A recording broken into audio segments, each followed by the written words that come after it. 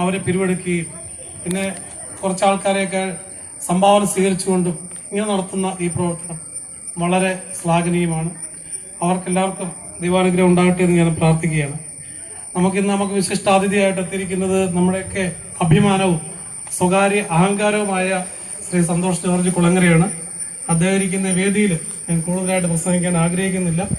ഞാൻ അദ്ദേഹത്തിന്റെ ഒരു ഫാനാണ്. നമ്മുടെ കേരളത്തിൽ ഏറ്റവും അധികം ഇഷ്ടപ്പെടുന്ന ഒരു വ്യക്തി ആരാന്ന് എന്നോട് ചോദിച്ചു കഴിഞ്ഞാൽ ഞാൻ ആദ്യം പറയുന്ന പേര് അദ്ദേഹത്തിന്റെ ആയിരിക്കും.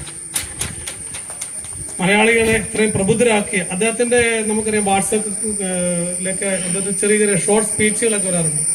എത്ര ചിന്തോദ്ദീപകമാണ്, എത്ര കാര്യമാത്ര പ്രസക്തമാണ്, കാലിക പ്രസക്തമാണ് എന്നുള്ളതൊക്കെ നമ്മൾ കേട്ടിട്ടുള്ളവർക്കറിയാം.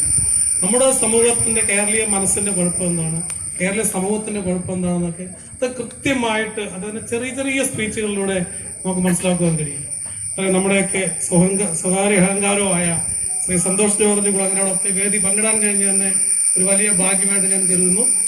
ഞാൻ എന്റെ അധ്യക്ഷ പ്രസംഗം അവസാനിപ്പിക്കുകയാണ്. ഇവിടെ കൂടിയ എല്ലാവർക്കും അദ്ദേഹത്തിന്റെ ഭാഷയിൽ നന്ദി പറയുന്നു. നിങ്ങളുടെ ഈ സ്നേഹ ദീപം ഭവന പദ്ധതി ആ ചാരിറ്റബിൾ ട്രസ്റ്റിന്റെ പ്രവർത്തനം കൂടുതൽ നന്നായി പ്രവർത്തിക്കാൻ കഴിയട്ടെ എന്ന് ഞാൻ ആശംസിക്കുന്നു. എല്ലാവിധ ദൈവാനുഗ്രഹങ്ങളും ഉണ്ടാകട്ടെ എന്ന് ആശംസിക്കുന്നു. അതുപോലെ തന്നെ ഈ ഭവനത്തിന് ഇന്നിവിടെ മുതൽ താമസം ആരംഭിക്കുന്ന ആ കുടുംബത്തിന് എല്ലാവിധ ആശംസകളും നേരുന്നു.